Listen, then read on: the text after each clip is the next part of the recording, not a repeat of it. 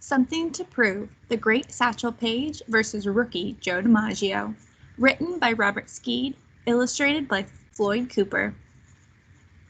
In the winter of 1936, New York Yankees general manager Ed Barrow and his scout Bill Essick needed to test a young, skinny prospect named Joe DiMaggio. "To see how good he is, he has to face the best," said Barrow. That's when Satchel Paige got the call. "Can you come north?" the scout asked. Satchel had been brainstorming the entire winter in Southern California. Never one to turn down an opportunity to pitch, Satchel accepted the invitation. Satchel was the marvel of the country. He might even have been the greatest pitcher in the world, but because of the color of his skin, he was not permitted to play in the major leagues. Meanwhile, 21-year-old DiMaggio wondered what it would be like to hit against Satchel Paige. Legend had it that he threw fire. Baffled batters said that the balls he pitched looked like marbles or bullets. The game was scheduled for February 7th in Oakland, California. DiMaggio joined Dick Bartell's All-Stars, a barnstorming team with an impressive lineup of major league stars. Satchel Paige was the only famous player on his team, the Satchel Paige All-Stars. Catcher Ebel Brooks played for the New York Black Yankees in the Negro Leagues, but for the rest of the lineup, playing with Satch was the chance of a lifetime. Dick Bartell's team looked good, but Satchel wasn't worried, at least not about himself. He had won 17 games in a row barnstorming the West Coast and had beaten plenty of talented teams. His gang of semi-pro pickup players, on the other hand, made Satch fret. Word of mouth about the showdown spread. More than 4,000 fans, both white and black, crammed the ballpark to watch Satchel do his magic against big leaguers. The umpire yelled, "Play ball!" And in the bottom of the first, Satchel dazzled the crowd with his menu of unique pitches. Satch threw his trouble ball, bat dodger, and wobbly ball, and the major leaguers went down without a hit. But things changed in the second inning when Bud Haffey and Cookie Lavagetto both whacked doubles. The major leaguers had a run on the scoreboard. Then in the third inning, with a runner on first and a one-run lead, it was finally Joe's turn at bat. Joe gripped his bat and stared at the lanky right-hander who was more than 60 feet away from him. "Watch the ball," Joe said to himself. Satchel rocked back, then forward, and then circled his throwing arm in reverse like a windmill. He reached back, kicked his left leg high in the air, and delivered his pitch.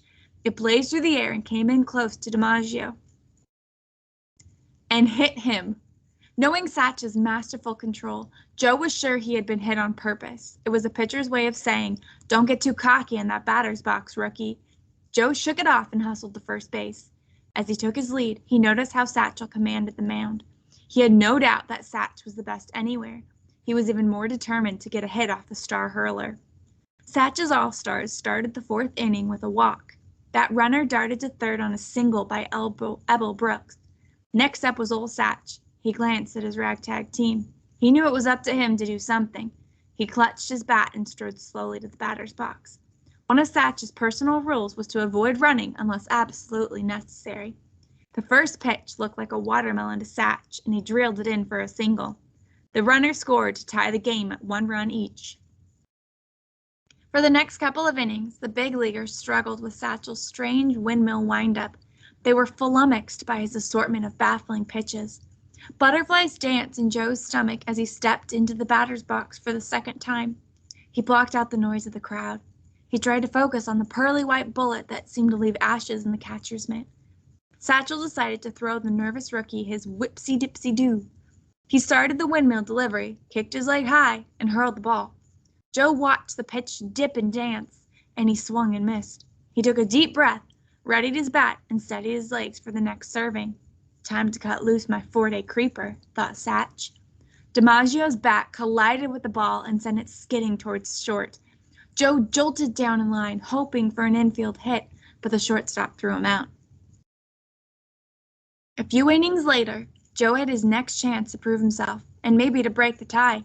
"Keep your eyes off his windup and foot in the air. Just watch the ball," Joe told himself. Satchel threw Joe pitches that bent so much that they looked like a wiggle in a cyclone.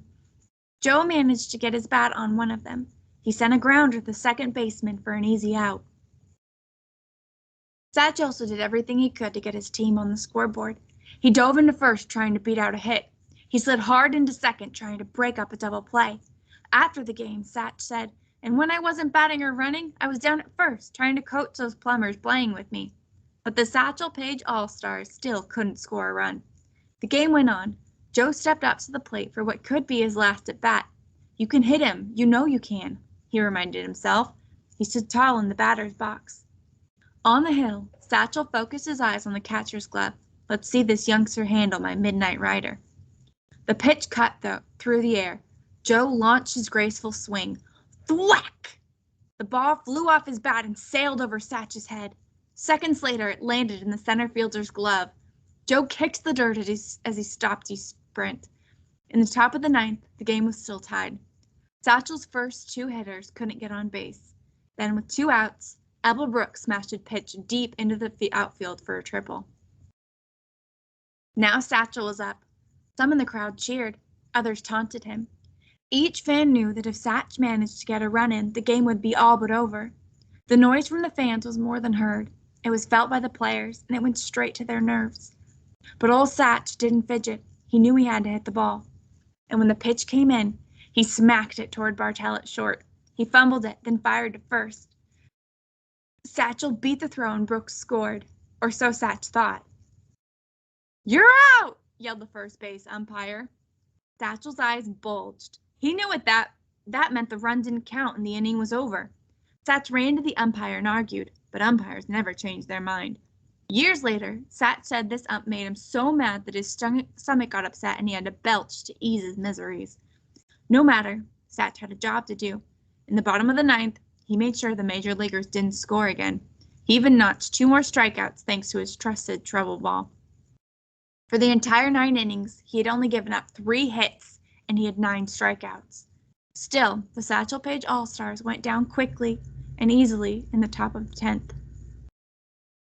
The sky grew dark as Satchel took the mound in the bottom of the 10th. He got 2 quick outs. Then he faced the slugger Bartell, who singled for his team's first hit since the 3rd inning. Next at bat was Joe DiMaggio. Satch studied DiMaggio, who had been 0 for 3 so far. Satch threw a fastball. Suddenly, Bartell took off for second. Joe watched the pitch go by for a strike, and Bartell beat the catcher's throw for a stolen base. Satchel shook his head. He kicked the rubber with his foot. Firing my b-ball, he thought. Strike 2! But the ball got past the catcher. Bartell scooted to third base. Satch pounded the ball in his glove. This was DiMaggio's last chance to pass the test. His heart raced as he looked for Satchel's release point and the ball coming like a bullet on fire. Satchel delivered. DiMaggio swung. Ka-thunk! His bat skimmed the top of the ball and sent it bouncing to Satch's left. Satch lunged and his glove knocked the ball toward the second baseman. DiMaggio blazed down the first baseline, but instead of charging, the second baseman froze. It seemed like an eternity passed before the sandlot got to the ball. Finally, he scooped up and fired to first. The ball arrived a split second after DiMaggio's foot thumped the base. Bartell scored the winning run. Satch stood in disbelief. What more could he have done? Bill Essek clapped from the stands. After he composed himself, Satchel walked by the major leaguers on his way to the dugout. DiMaggio beamed. Now I know I can make it with the Yankees. I finally got a hit off old Satch, he said. Satch overheard Joe's comment. He and DiMaggio locked eyes. Satch could tell that he had the rookie's respect. Immediately following the game, the Yankees scout sent a telegram to Ed Burrow with the good news. DiMaggio all we hoped he'd be. Hit Satch 1 for 4. Joe left the ballpark with his head held high.